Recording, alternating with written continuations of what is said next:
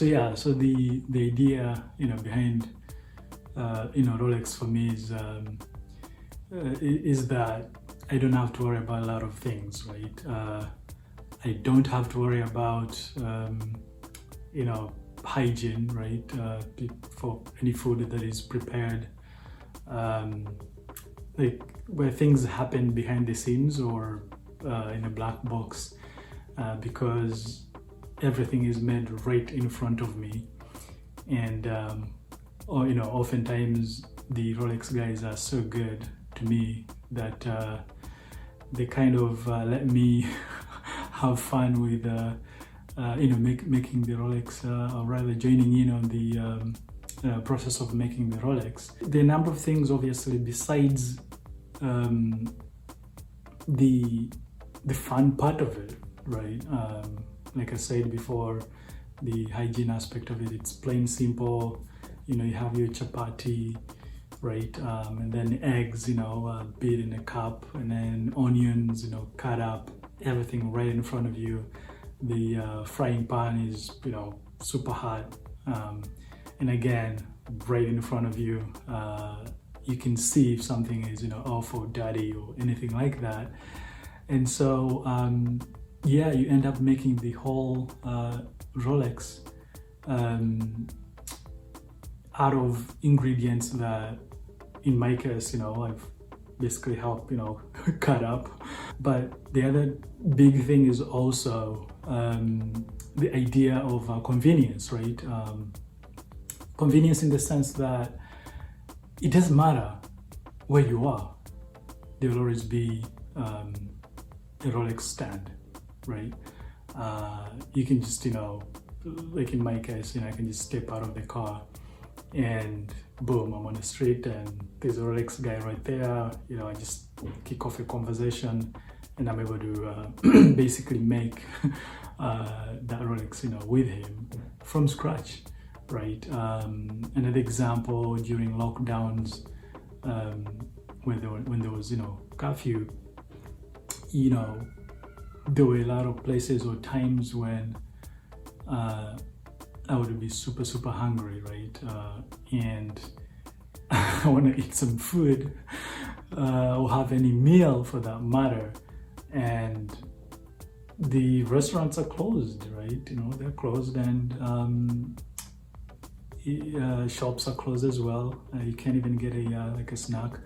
And for me, what's really fascinating is the Rolex guys never fail, have never failed me, right? It doesn't matter what time of night it is, you'll always find a Rolex person. You'll find them, if they're not working, you find like someone just, laying on a bench out there and just like, sleeping or napping or whatever. And when there was curfew and, they were being chased, by the police or whatever the case may be, they would, they would just run and leave everything there. But then in a few minutes they come back, right? So they are heroes, they are heroes in their own way. And the other thing I can think of is imagine if you have like a busy schedule, right? You don't have to start thinking or worrying about, okay, so what am I gonna have for breakfast?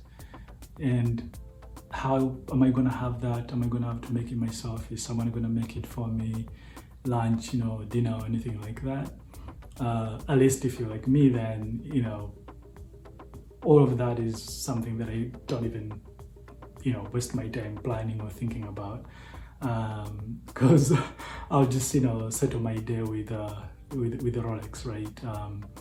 I just, wake up and get on the road if I need to get somewhere, whether go do some sightseeing or do any of the, projects or things that I want to do around. Step out of the car, have my Rolex, order my Rolex right there and there, eat it, whether, standing right there or, eat it back in the car or while walking or doing something. But in the end, what's really important is it has to be made on the street. So forget about the Rolex you eat in a hotel or a restaurant, right? But like that, there's like a whole vibe, to it.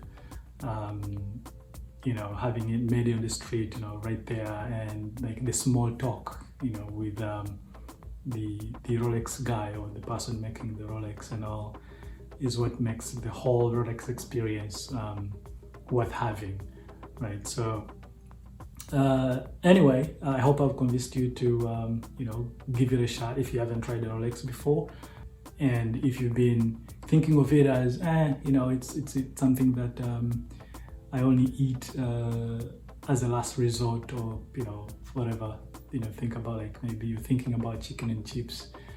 There's no way that a Rolex can be compared.